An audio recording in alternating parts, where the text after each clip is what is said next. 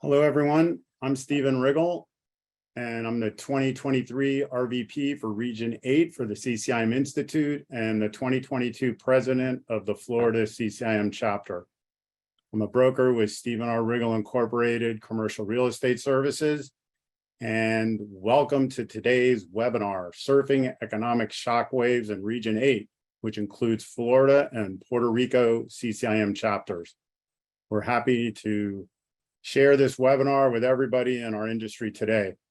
For CCIM Institute members, this is one of the many member benefits that are designed for you to adapt and thrive in 2022 and beyond.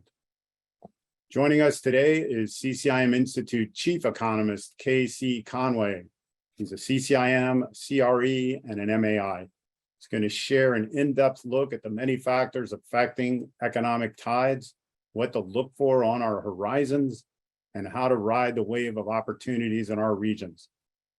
Please feel free to ask questions throughout the presentation using the Q&A tab. We're going to answer as many of those questions as we can at the end of the discussion. By the way, if you're experiencing any issues, technical issues with the Zoom, please use the chat feature for that, and we can give you some support.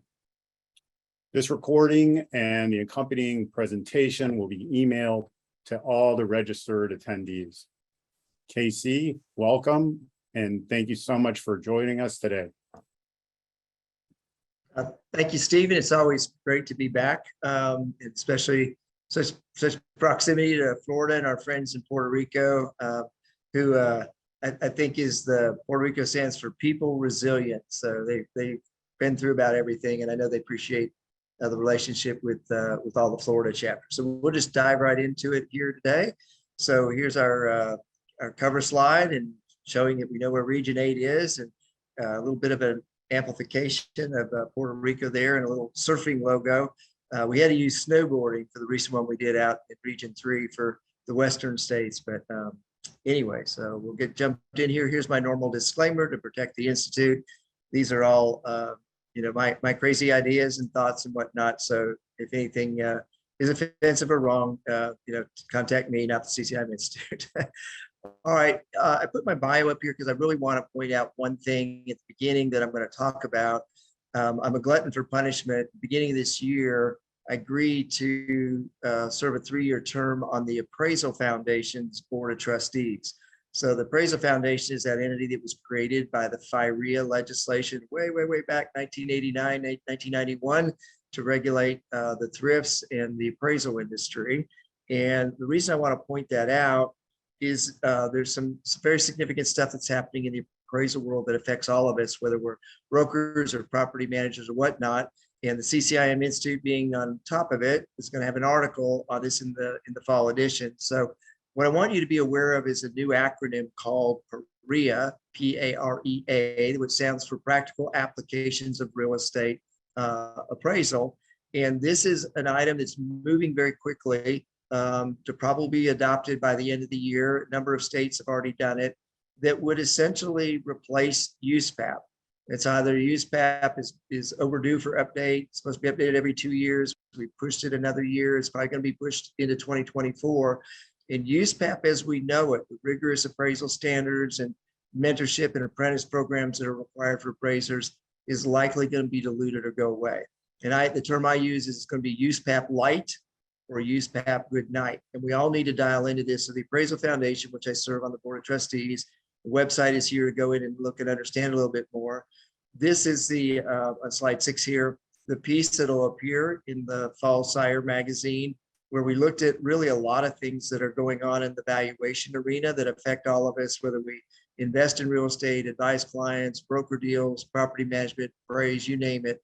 And so this is coming, look for it. And again, the CCIM Institute's always on top of it and ahead of things in education that are coming. So look for this in the fall edition.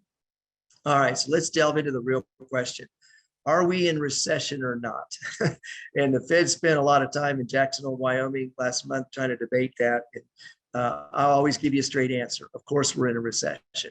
The unofficial definition of a recession is 2 consecutive quarters of contracting GDP. And we've had that in sorry for my crackly voice, in both the first and second quarter here. The first quarter was negative 1.6. The second quarter started out, the first estimate was negative 0.9 that got revised down just a week ago to 0.6. My forecast is we'll be negative in the third and fourth quarters. The National Bureau of Economic Research, the NBER, you see at the top headline, they will officially determine that we are in a recession right now in about 2024. So when we're in recovery, they'll tell us we're in recession. So I'm not going to make you wait that long. We are definitely in a recession. And here's some of my logic. So the first thing is 46 of our 50 states have negative GDP. There's only 4 in the New England area, Providence, Rhode Island. Also, there's Michigan and one other up there in the New England states. So when you have 46 of your 50 states that are producing negative GDP, and look at Florida, you may not feel like you're minus 1.3% GDP year over year, but even Florida, and look at Texas over 2%. But look at out there in the West, the big states that are affected by the drought, plain states and the western states. Look at Wyoming, almost 10% negative GDP. Look at the states that are affected by drought right now, where a lot of our crops are being produced or not being produced. Look at Nebraska, look at Kansas, look at Missouri, our big ag states. So when you have this huge drought issue where a third to a half of our agricultural products are not going to survive the drought and be exported, that's one of our big exports. And 46 of 50 states, negative GDP. That's part of why I'm in the strong camp that we're going to see 2 more quarters of negative GDP.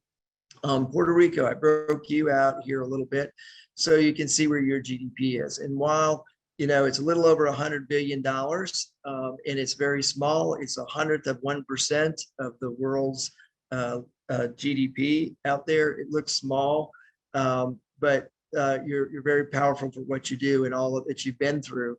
If you look down there in the lower right corner, you'll see the graphic that shows kind of what's happened from Hurricane Maria, then what's happened through COVID. It's a very volatile GDP. And so I want to lay that out because it's factors that you don't control that are limiting your GDP, and things like we'll talk about the Jones Act and the weather and hurricane storms. You've already had one tropical storm that you've had to deal with this year. So it's small, but you do a lot, and we appreciate every bit of that. All right. The other thing I want to point out what's going on in Puerto Rico, some of the things you're not in control of. So Florida, imagine if you had the electricity situation that Puerto Rico has been dealing with even before Hurricane Maria and then amplified. Without a lack of reliable and affordable electricity, it's hard to really grow in an economy. And so if you'll look here, this is a recent piece that was over the weekend, Labor Day weekend.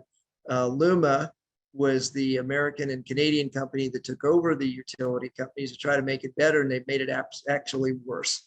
And so this is a piece out there. And what I want to show you, when you look at economic impact, Puerto Ricans spend almost 8% of their income on electricity. Compared to those of us in the States, the mainland, it's 2%.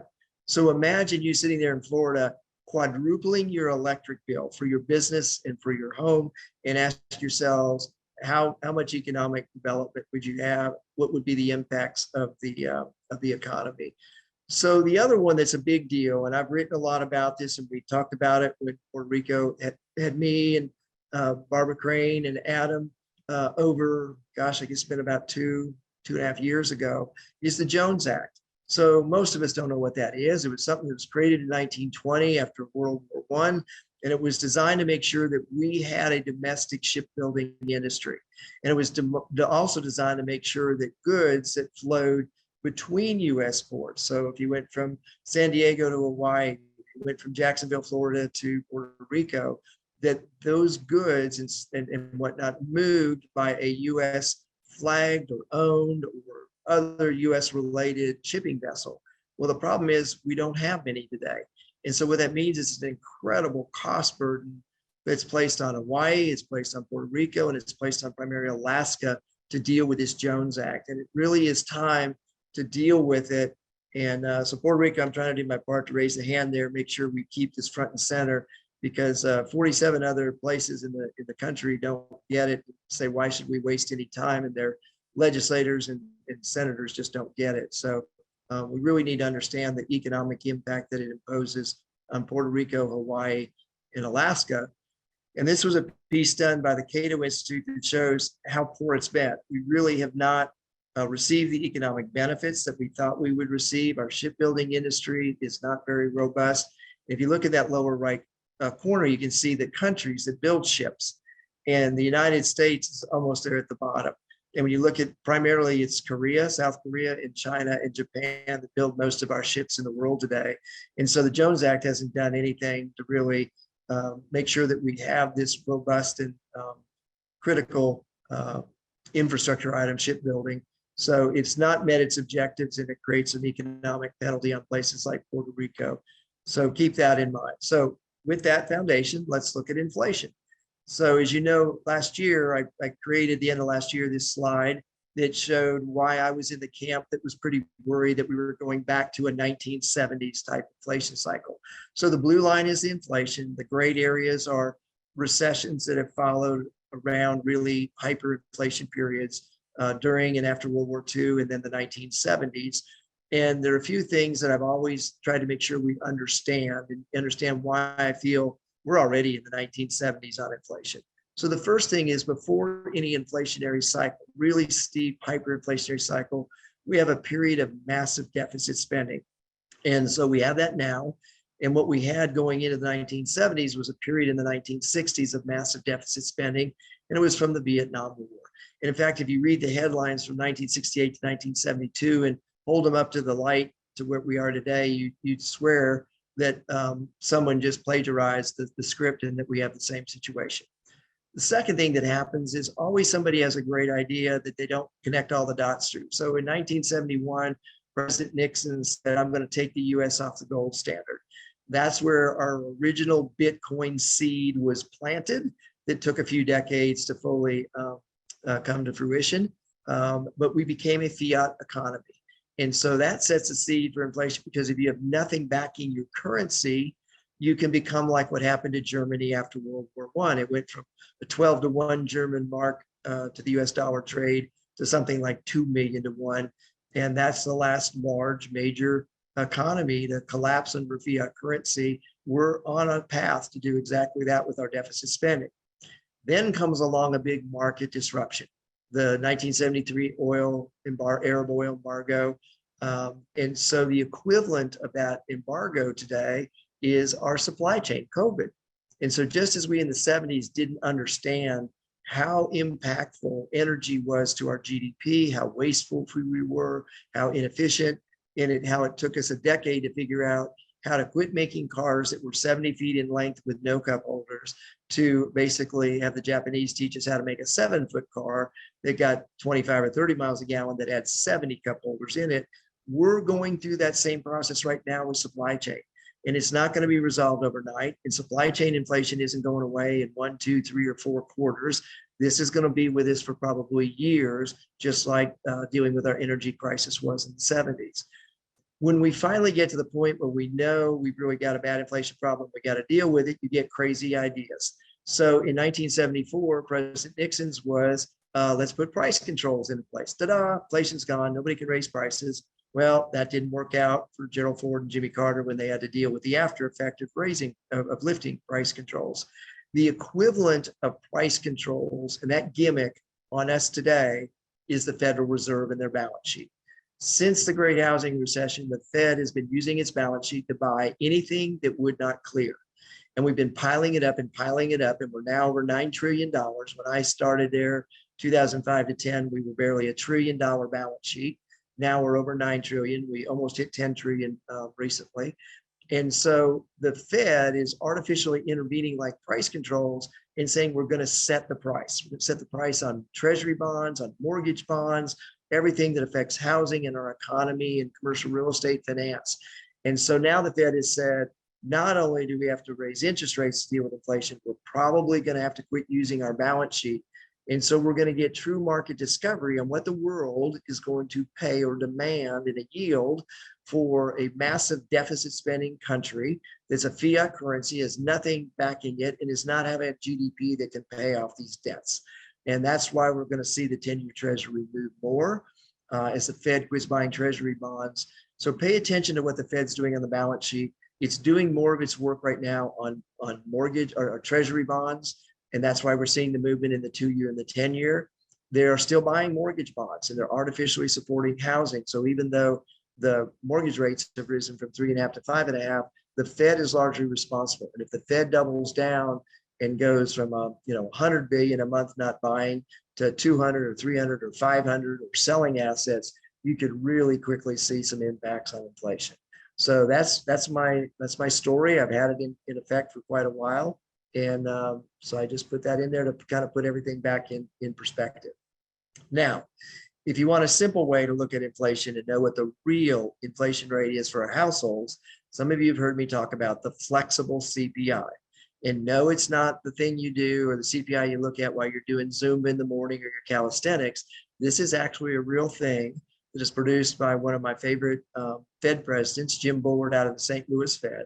And they've been producing it way back to the 70s. And what they've seen is that the all-time high in the flexible CPI, which is the full CPI, extracting out just those things that reprice about every 90 days. And they include rent in there. So it's not just gasoline prices and food, it's also things like shelter and rent. And what they found is that in March of 1980, it hit its all-time high of over 23%. Guess what happened in March of this year? We breached that high and we're over 25%. Now, it's come back into the 16% range the last month or two, but that's primarily because of one thing that I'm going to get to. And it's called the Strategic Petroleum Reserve on Energy. So before I get there, the next thing I want to look at besides flexible CPI, that flexible CPI tells you what real American households feel is their inflation rate. And it's over 20% or high teens. And so when they kind of scratch their head and wonder what they're talking about in Jackson Hole and 8.5% inflation, they're saying, when I go to the grocery store and, look at rent increases and everything else, I'm feeling something that's a multiple of that. So let's look at the next one. Since we're in commercial real estate, one of my favorite sources I track is by ENR, Engineering News Record. And so we go back to when I was in Pittsburgh with you last year. A year ago in the spring, we were at about 3.8%, under 4% construction costs, and that's materials. And we were at 6% on building, which is materials plus labor. And we saw how we got into the fall and summer of last year. We quadrupled those. We went to 9% and 16%. And now you see they pulled back a little bit, under 8% on materials and just under 14% on materials plus labor. That's all energy. That's all this, what's going on with our energy prices and the Strategic Petroleum Reserve. And you can see that filter through, and you can see some of the bigger cities like Atlanta and Dallas. The question I have for CCIMs in Florida and Puerto Rico is we need to raise our hand and ask ENR why there is not a single city or MSA in Florida that's represented in their 20-city index. If you can put smaller places like Birmingham, Alabama, but not in Miami or Orlando, and it's not an outcome of Birmingham, it's that there are major markets in Florida that need to be represented in this index. So I'm doing my part to complain. Maybe we get you guys to help as well. But we're seeing a little relief in materials and construction, primarily because of energy. So why did inflation go to 0 in July on a month-over-month basis, but still 8.5% year over year? And the answer is when you tap the Strategic Petroleum Reserve, it allow you to lower gasoline prices by 60 to 80 cents a gallon. And you bully states into relieving their gas tax, another 20 cents or so a gallon, California more, and you lower gasoline prices by about $1 a gallon. And that filters through and it makes consumers feel better. It makes businesses operate better. Transportation costs go down. But guess what? That all ends real soon. It ends in October, right before the November elections. Do you think that's a coincidence? I'm in the camp I don't, and that's not a political statement. It's that if both parties manipulate and use things to their benefit, and right now they've been saying, look, it will make the consumers feel better about our entity in power by lowering gas prices and make him feel like inflation's been solved. What we are going to see in November and December after the October Strategic Petroleum releases stop and state gasoline taxes come back in is gasoline prices rise right into the holidays at almost $1 a gallon. And the energy component in CPI will kick in just as much as food and rents and wages are. And we're going to see an inflation rate in the November, December, January numbers that exceed probably 10%. So understand what's going on.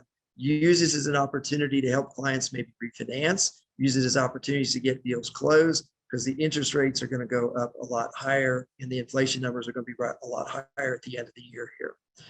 All right, so we've talked about Fed rate hikes and they've started. And, remember, this is the Fed that said no inflation almost a year and a half ago. Then they said it was only transitory. And they said it was transitory longer in the spring to early summer.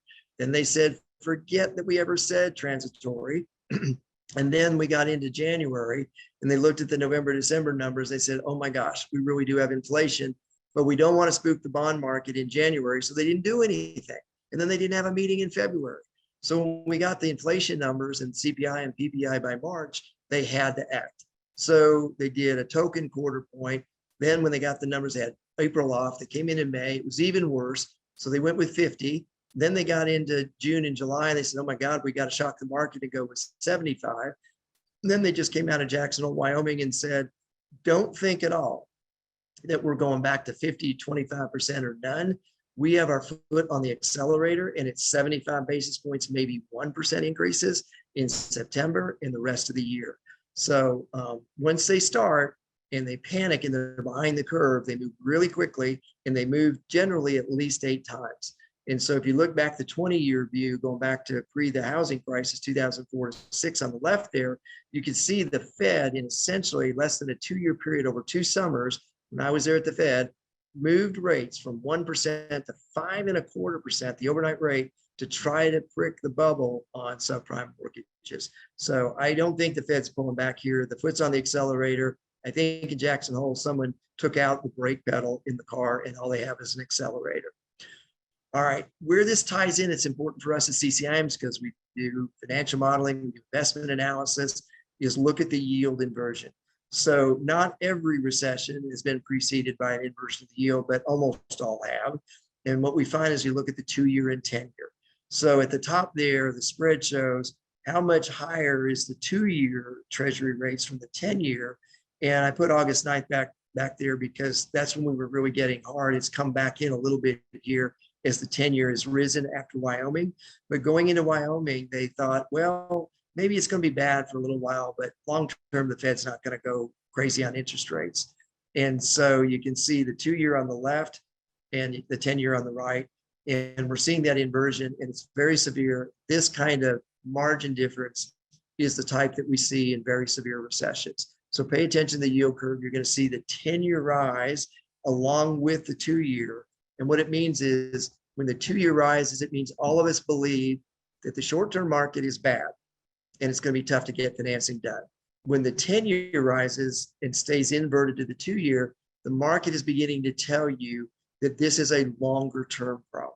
This isn't going to be short-term. It's going to be over by next year or even 2023. This is a 2-3 year recession, interest rate, inflationary environment, and maybe longer. Let's hope it's not the 8 to 10 years that we went through in the 70s. All right. I always try to triangulate the data, not just look at one point, but look at 3 to confirm this. So the other 2 I look at are consumer confidence and then the National Federation of Independent Small Business Index. And consumer sentiment, which you can see in 1980, it hit its all-time low at 58.7. In June of this year, it broke that record. It went to 50.2. So before the Strategic Petroleum Reserve really kicked in and the energy and gas prices abatement, the consumer was really downtrodden. And so you can see that number has come back a little bit here because they've got some relief on gasoline prices. Now look at the NFIB index, same thing. Went really sharp decline, come back a little bit because it's easier to get transportation costs and the energy component is a little bit better. But let's look at the big picture, something called the misery index. So just like the flexible CPI, this is a real thing. I'm not making it up.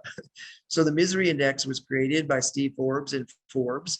And the old one back in the 80s and 70s, what they looked at is they would basically take the unemployment rate and the inflation rate, and they'd add them together. And we got up to a record number of 12.2. So you can see what happened during Nixon, how it accelerated during Ford, and then kind of came down under price controls and then skyrocketed under Carter. Well, there's a new misery index. Back in the 70s, only about 10% of Americans owned stock. Today, it's over half of American households own stock. So Forbes is correct in saying we should somehow put the S&P 500 in this thing, and we also should look at GDP. So the new misery index looks at inflation, unemployment, and then it also looks at what's happening with the S&P 500 and GDP. And since both of those are a minus minus is an addition, and the new misery index is over 29. And so when we look at Europe, they're as miserable or more miserable than us. They're the gold line. We're the black line. You can see the UK and all the problems they face. So when we talk about all these things, and we can look at metrics, and we can look at CPI, we can look at PPI, things like this misery index, pull those together, and they really answer an important question. All right, the next one we want to look at is, how is this playing out for commercial real estate? What is commercial real estate going to do under a high inflationary environment? Well, generally, real estate performs the best. Bonds are the worst. Equities get hit hard because we'll all remember in cash flow analysis, when you discount something in the future at a higher ratio, it's worth less on a present value.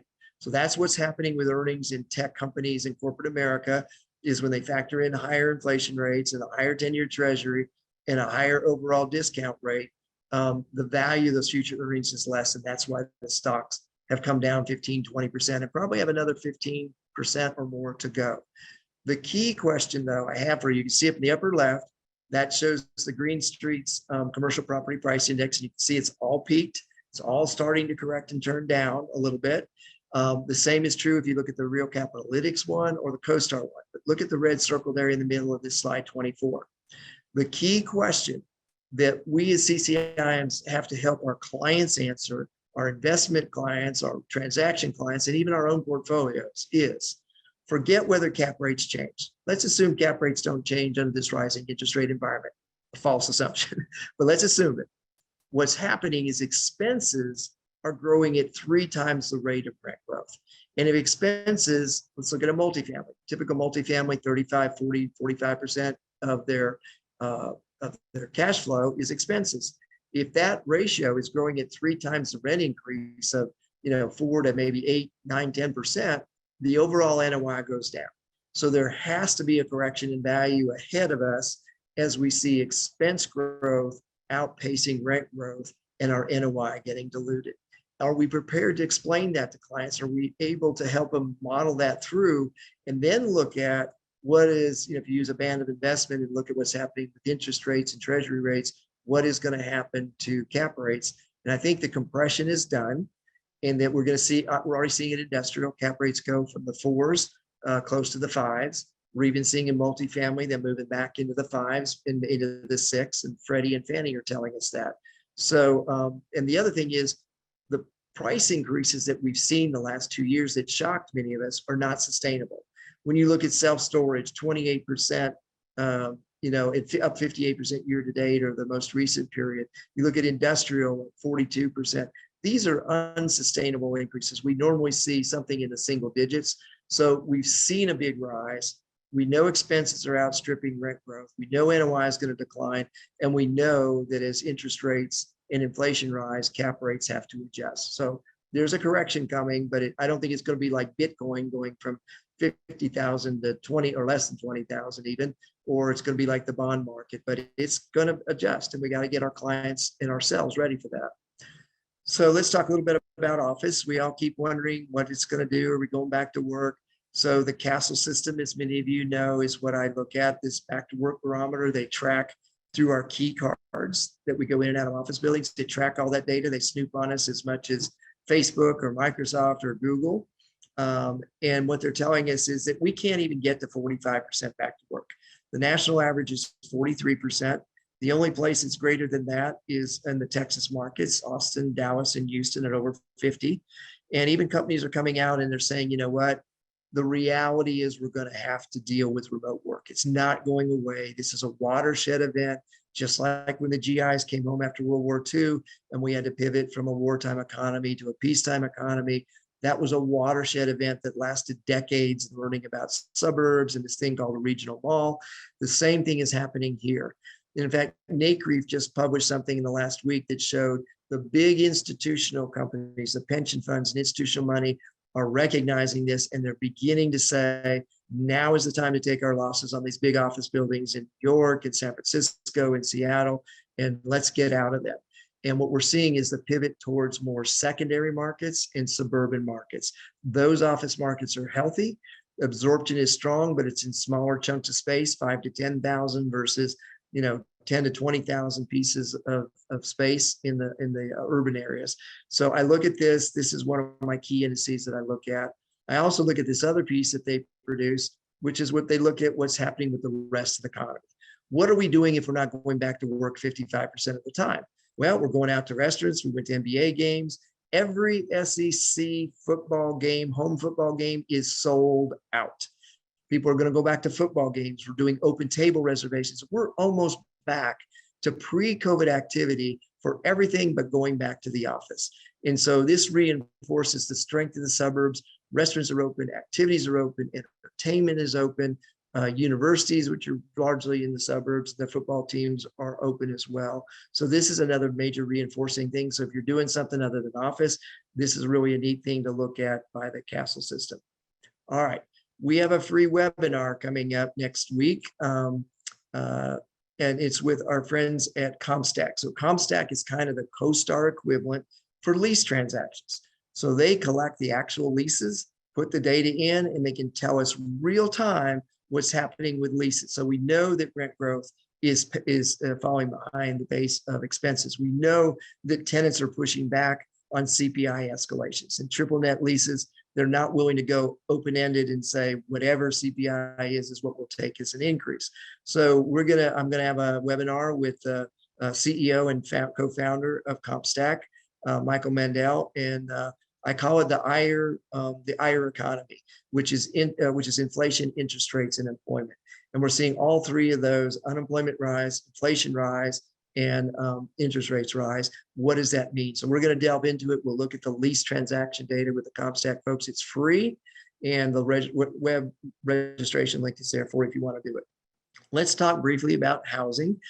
Even though we do commercial real estate, housing is very important to us because commercial real estate follows the rooftops. And if the rooftops aren't healthy or occupied or being absorbed, then commercial real estate that's following it is going to be hurt. We learned that very, very painfully in 2008 to 2011 when all the subprime mortgages and the built subdivisions and nobody was moving in, and the commercial real estate said, where's the households?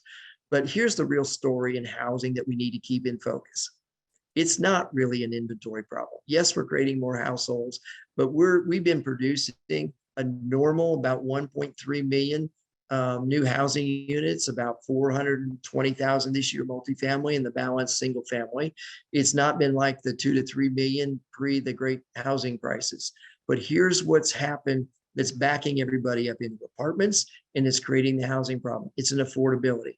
Look on the left. When you, in an under 2-year period, take mortgage rates from 3.5% to 5.5%, that slows housing.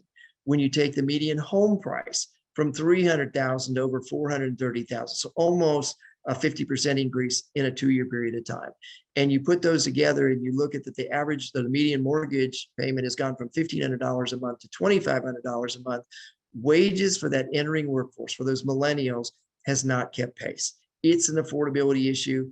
And our politicians don't have a clue. It's going to take a combination of things like for-rent subdivisions, manufactured housing, more density, all the things that our local politicians don't want to have. NIMBY is very entrenched and gives more money to political elections at the local level, not in my backyard. And the new term is banana. Don't build anything near me or anywhere, anyhow. But banana is the new term for NIMBYism. But that's the real story in housing. And if we don't fix it, we're going to see more political divide. We're going to see more migration of population and workforce to places where it is affordable. So in Florida and Puerto Rico, you can't build like you can in Puerto Rico like you can in Florida. And in Florida, you've got markets where the home price appreciation, you're number 1 or 2 in the case-share numbers, 20, 30% a year. It's unsustainable. So do people move to Ocala instead of Tampa? My daughter's in Sarasota, and it was too expensive. She just left Sarasota and her job at the Sarasota Symphony and now has gone back to Tallahassee and Florida State University, making the same wage, doing the same job, but at about a 30% lower cost of living. So we got to understand how all this housing affordability ties into economics and demand and commercial real estate.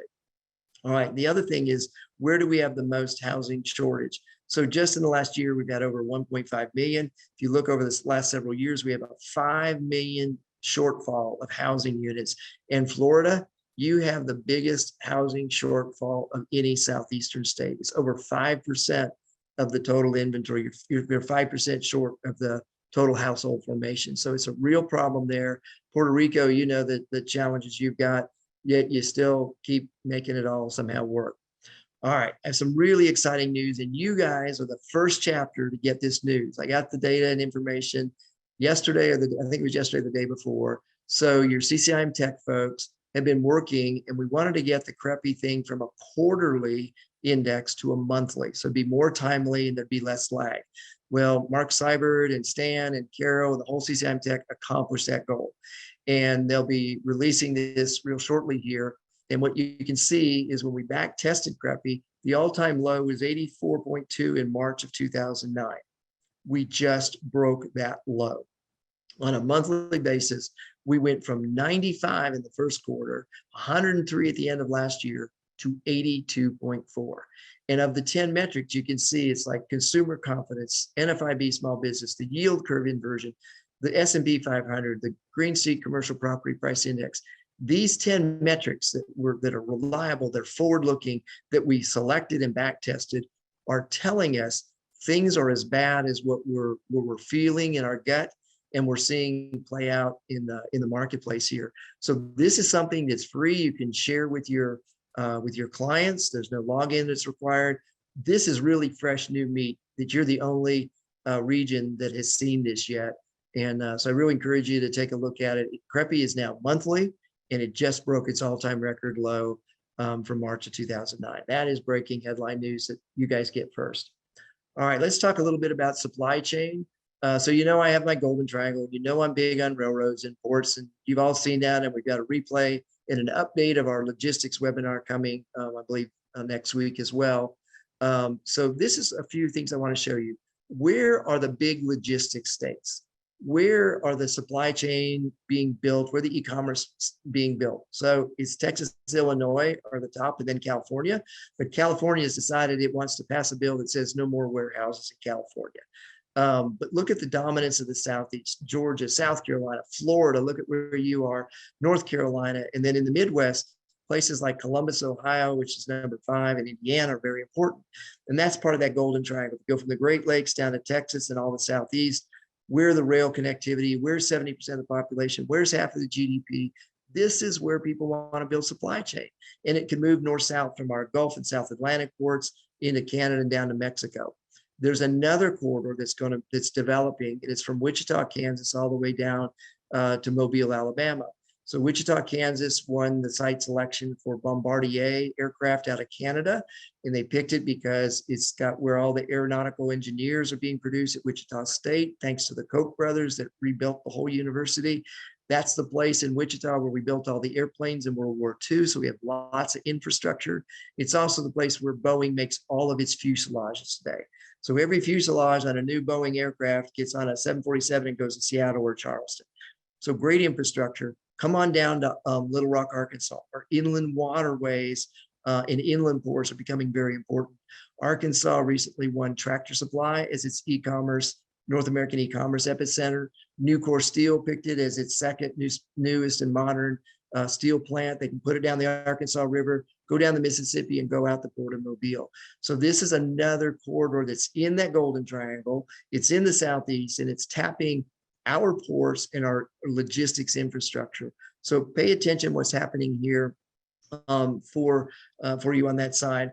The other one, this is a paper that we did at Red Shoe Economics for a client, and to help the state of Alabama get its new inland port approved and funded this year.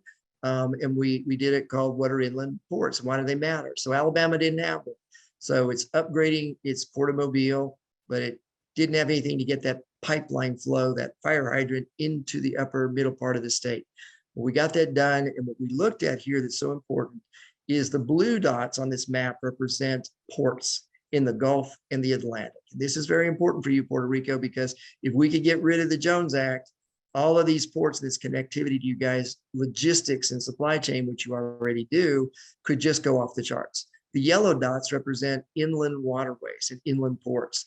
And if you look at what I've got circled there from New Orleans all the way around to Savannah and Brunswick, Georgia, those are the ports in the Atlanta Federal Reserve District. The Atlanta Federal Reserve District, which covers all of you in Florida, they have more ports than any other district in the Federal Reserve System, 22, and they do zero research, reporting, and metric analysis on ports and supply chain. Is it any wonder that the Atlanta Fed and the San Francisco Fed that have the most ports that do no research on supply chain and ports and connectivity totally miss the impact of supply chain on inflation? That's the story. The good news is this is all rebuilding, and companies are figuring this out. And they're figuring out, I don't need a big ship that's got 20,000 containers on it coming into LA and Long Beach. I can use smaller, old pre-Panamax expansion ships that hold 2,000 to 3,000 vessels. And I can come into our Gulf and South Atlantic ports, and I can go up the inland waterway system, and I can cut transportation costs, trucking costs, rail costs, and more stealthily meet my supply chain.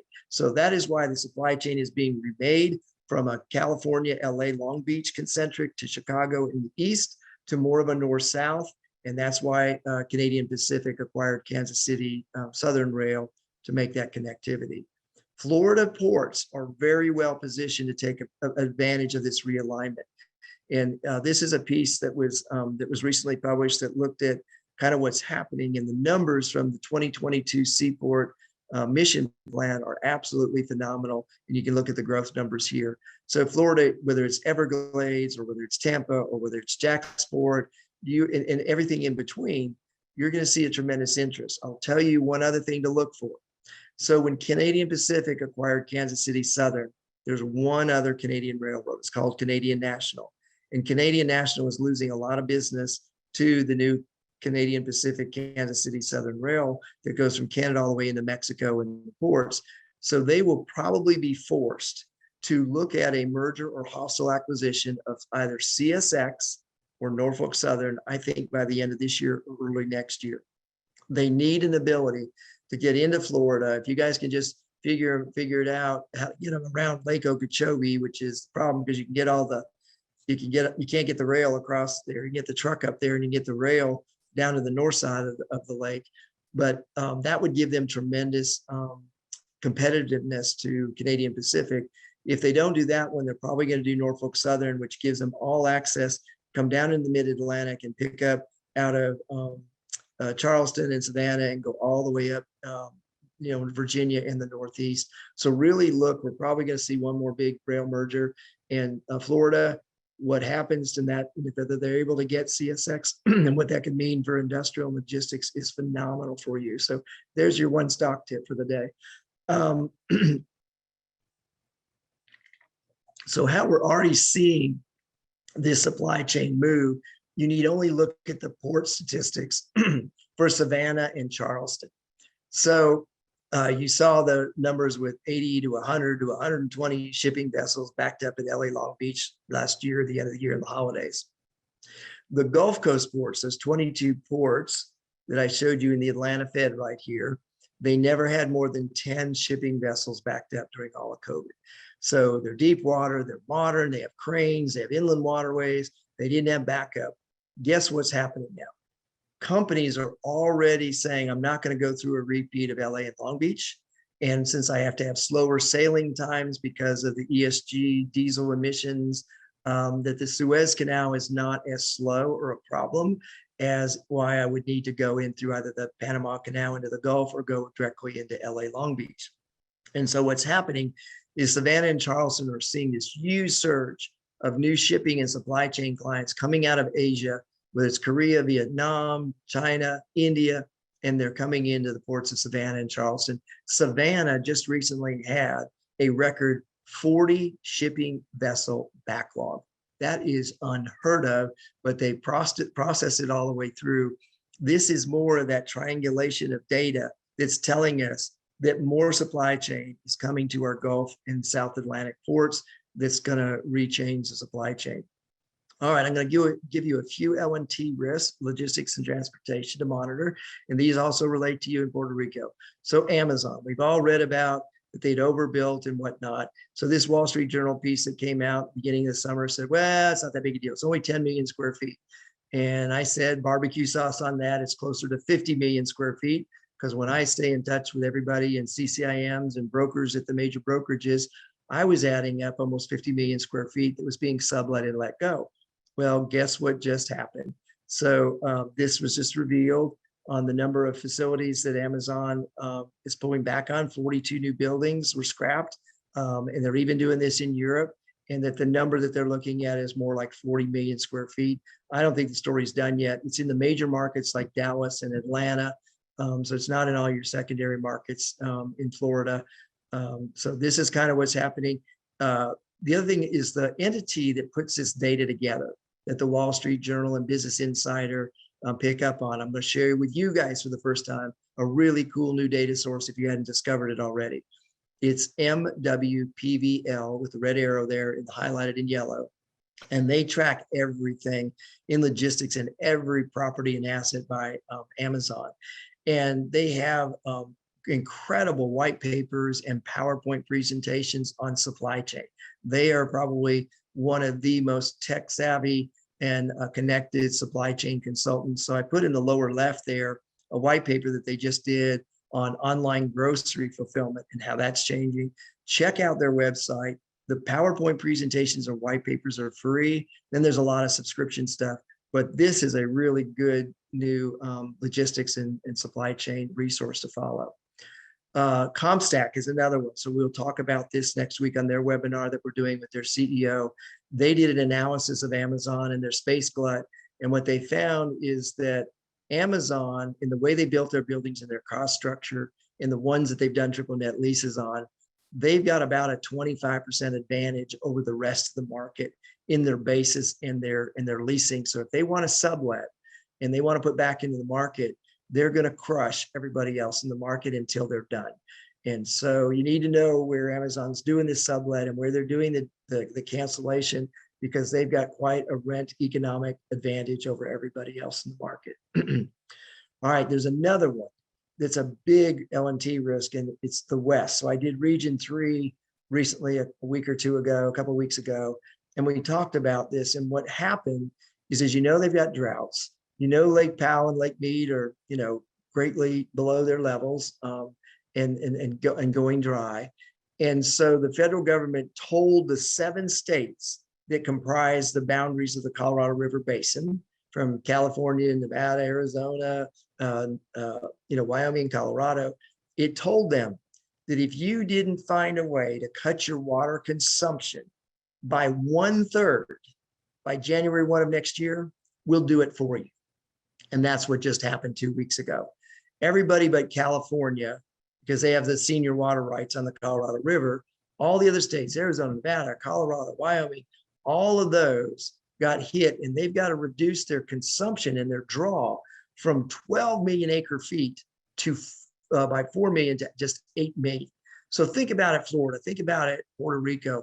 If you were told tomorrow by the federal government that you had to figure out how to consume 1/3 less water, how do you think you would do?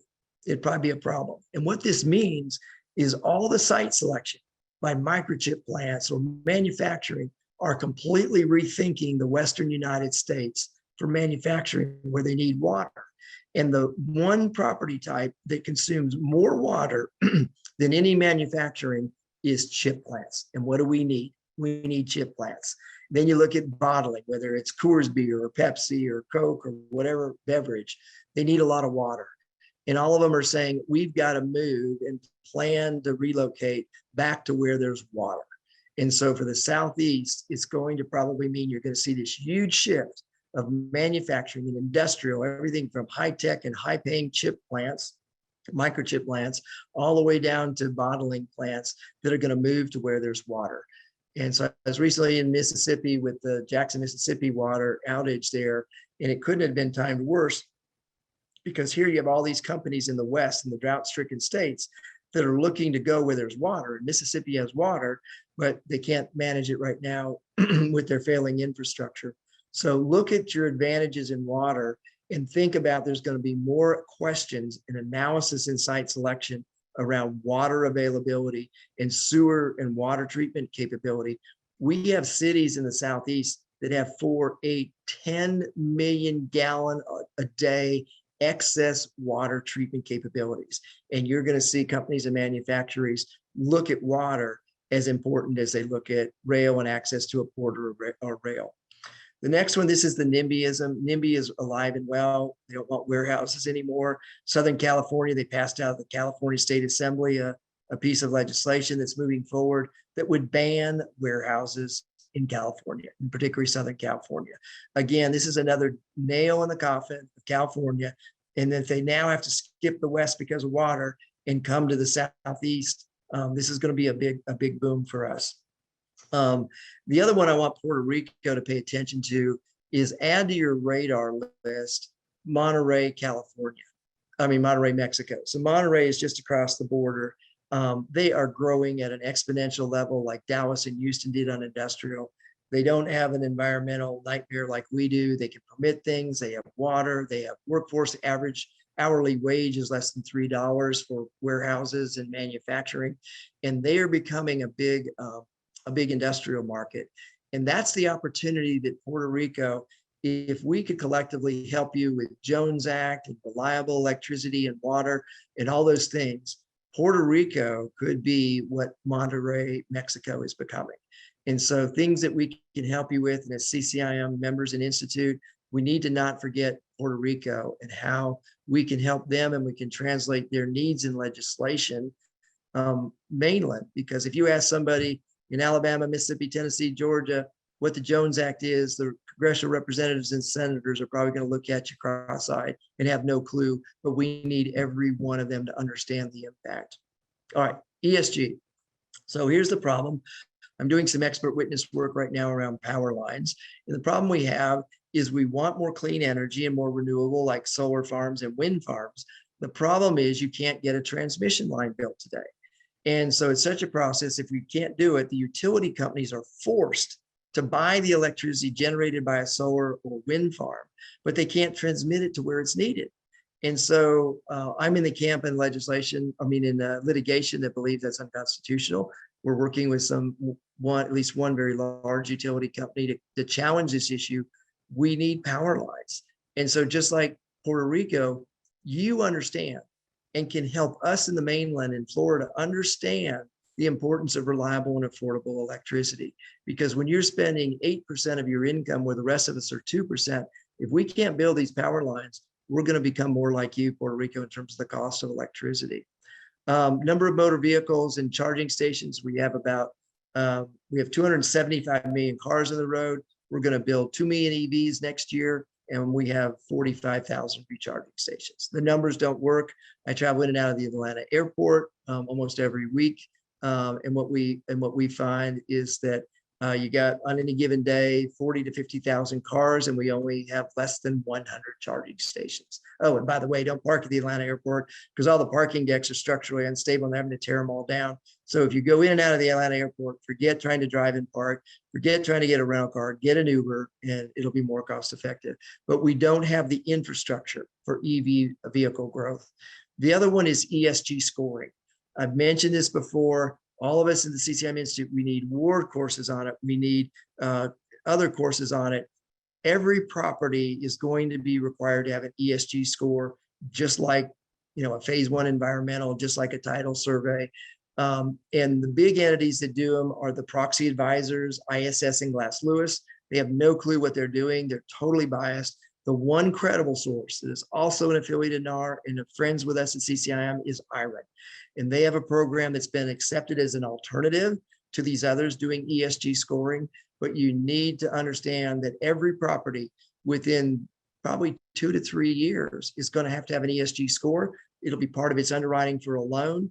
I know major banks right now that part of the underwriting process for any commercial property type is to go through an ESG scoring and to look at what it is and who do they use. And you need to dial into that. This could be the thing that blows up a financing in the next year or so is ESG scoring. So we're glad to reach you to help out with the Institute on this, but this is got to be a mission critical that we've got to understand and get all CCIM skilled on doing ESG scoring and working with IRA. ESG investing, the capital is going in and the results are terrible.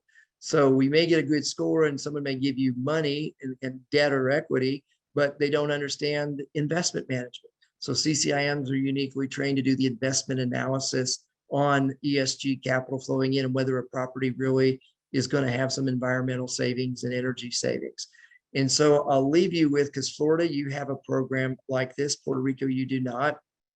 It's called PACE. It stands for the Property Assessed Clean Energy Program.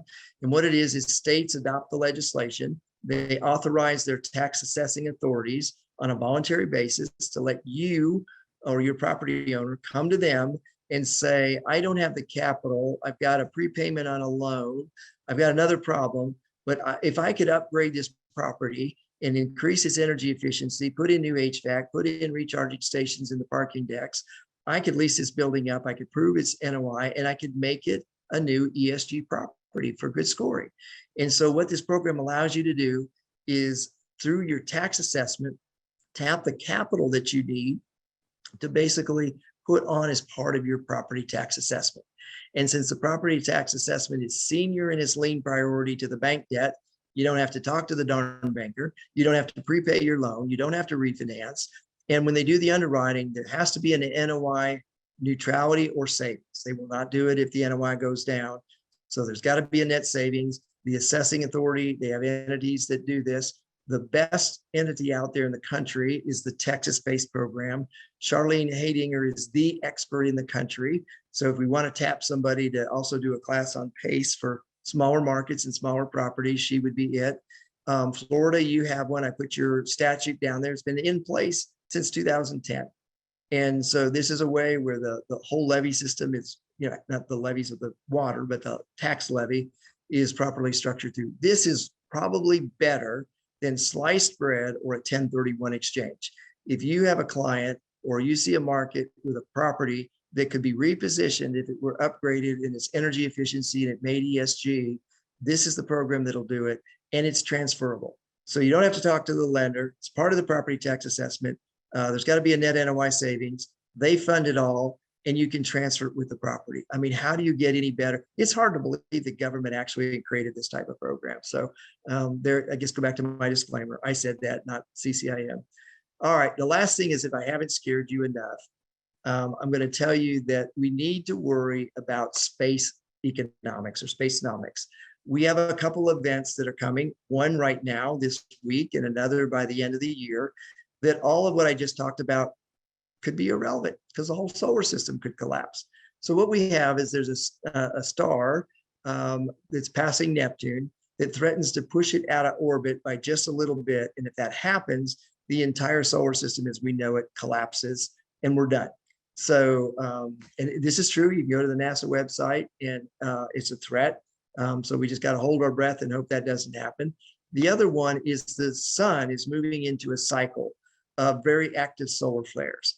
And we have a couple that are planet size that have grown, the size of our planet that are headed our way. And now they have a scale there in solar flares, the metric like the Richter scale for earthquakes, but they have one and it's not rated as particularly bad. It's one of the weakest of the 3 tiers. But those are increasing. So the M class are really strong ones. And one of the two, and then a new one that's coming our way on these solar flares is an M class.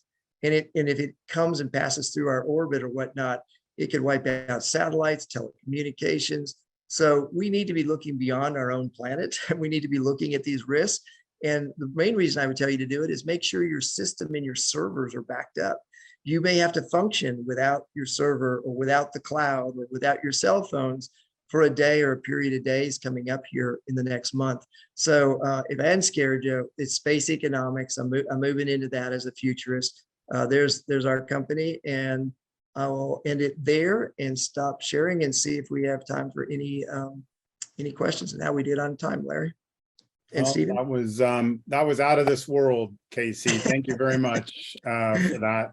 A couple of quick questions. Can you, with regard to Florida, can you envision any inland waterway use in Florida? This is from John Dom. It had been studied in the past. The bridges, some of them were too low, a lot of NIMBY type public opposition. Can you see that changing to where there's more inland waterway use in Florida? There should be, and ask me after the November elections, who's your governor and who's your, who's going to be your elected leaders. There absolutely is. And Florida is one of those states that's ideal for it. And John knows better than anybody. He's probably your top resource on these type issues. He's the one that educated me on Lake Okeechobee and the problem with, you get the trucks up to the south side of the lake, but you can't get the rail down there, and the inland waterways. These are ideal solutions. And the bridges, here's the thing on the bridges. We don't need these big vessels anymore. We don't need these, 12 to 20,000, container vessels. What the industry is moving to are the smaller old Panamax vessels of 1 to 3,000 container ships. And so it really is a matter of the legislature and the local government not hindering it, because they want to give preference maybe to more recreational and, Russian oligarch vessels that are being moved over here to be sold and utilized, or the cruise industry. But it is absolutely critical for you guys. As a follow-on to that, the railroad merger, Canadian National with CXS or Norfolk Southern, would they come down to the Florida seaports, or do you see some political strength within Florida pushing cooperation between some of the different railroad groups to bring it down to Miami, or how do you see that playing out potentially? Real lesson from what went through with the merger with Kansas City Southern. So Canadian National was initially in the lead position, and the regulators didn't like the structure of the Canadian National deal, so they killed it, even though Mexico and Canada had approved it. And so Canadian Pacific pivoted on the structure, put the right one in place, and stole it basically away from Canadian National. So Canadian National is not going to lose. They're losing traffic and clients now to Canadian Pacific, and they know that their best path is into the Southeast. And we've got more ports, we've got more population, we've got more logistics, and their first choice, I think, would be CSX in Florida. And they would bring the dollars, because when these local governments see the cost of these projects, the states don't have the budget appropriation, or they want to tie it, go to the Corps of Engineers and get funding, and that's not going to work. But Canadian National and Canadian Pacific will have the capital to invest and solve the Lake Okeechobee problem, to solve some of the issues with inland waterways, because the potential, you think about it, everything coming in from South and Latin America into Mexico, and into Florida, and then bringing all that up. And for you, Puerto Rico, if that happens, that is incredibly accretive to you, because right now, most of your supply chain is coming from Jacksonville. And so if we can improve that and get the Jones Act focused on as part of that merger, and I think the Jones Act would come into focus with a Canadian National attempted merger of CSX or Norfolk Southern. So I'm kind of pulling for it, because I think it brings a lot of issues to the forefront. It's something Florida desperately needs. You need better and more rail. You need to utilize your potential inland waterways. And if you miss this opportunity, they'll go to Norfolk Southern, and this benefit, the last Canadian will do a U-turn, and they'll go up the mid-Atlantic, and that could not be the best thing for you guys. Well, that's great. I think I'm being told we're out of time. So thanks, Casey, for sharing all this with us today, all your expertise, and thanks everybody for attending. Again, some of you asked in the chat, this recording and the presentation, the PowerPoint is going to be emailed out to all the attendees that registered with an email address. If you're not already a CCIM Institute member or course participant, go ahead and go to ccim.com and sign up for the free e-newsletter, and you'll hear about more complimentary webinars like this and other things that CCIM is providing for professional opportunity development. If you want more information about joining or networking with the Florida CCIM chapter, reach out to me directly or just go to flccim.com. Really appreciate everybody. Thank you, Casey. Thank you, Beverly. Thanks, Larry from CCIM for putting this together. I really appreciate all of you. Thanks everyone for attending. Have a great day. Take care.